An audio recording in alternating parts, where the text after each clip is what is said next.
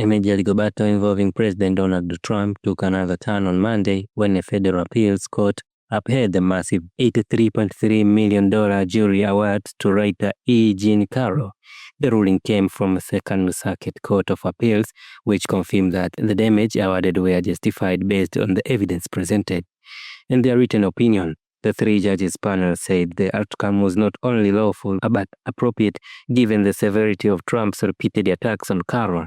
The court noted that after the first jury found Trump liable for defamation, he continued to publicly criticize Carroll in interviews and social media posts, escalating the situation. The judges described his conduct as extraordinary and unprecedented, pointing the fact that within just 48 hours of earlier verdict, Trump had already launched the fresh attacks against her. The panel explained that in light of the harm Carroll suffered, along with the likelihood of further damage caused by Trump's ongoing remarks, the financial penalty was neither shocking nor unreasonable. E. Jean Carroll, who was once a well-known advice columnist for Elle magazine, has long maintained that Trump assaulted her in New York department store in the 1990s. Trump denied the allegation and responded with dismissive and insulting comments. Carroll argues that those denials damaged her reputation and invited waves of hostility toward her. This is not the first time jury has sided with Carroll. In 2023, she won a separate case against Trump, receiving a $5 million award after another jury concluded that he had sexually abused and defamed her.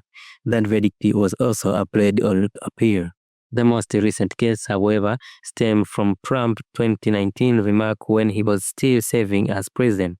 After a lengthy process, a jury in 2023 ruled in Carroll's favor and ordered Trump to pay a staggering $83.3 million in both compensatory and punitive damages. Trump briefly testified during the trial, but his words did little to change the outcome. Carroll's attorney, Robert Kaplan, welcomed Monday's ruling, saying it reinforced her client's credibility and confirmed the truth of her story. In a statement, Kaplan said, and I quote, "We look forward to an end to the appellate process so that justice will finally be done." End of quote.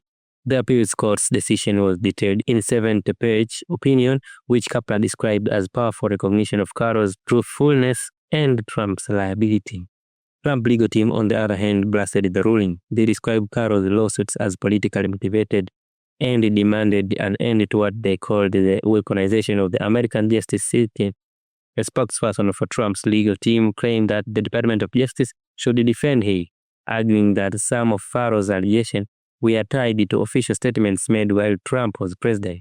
The $83.3 million judgment remained one of the largest defamation awards ever issued against the U.S. president, underscoring how the court have viewed Trump's continued attack as damaging and reckless.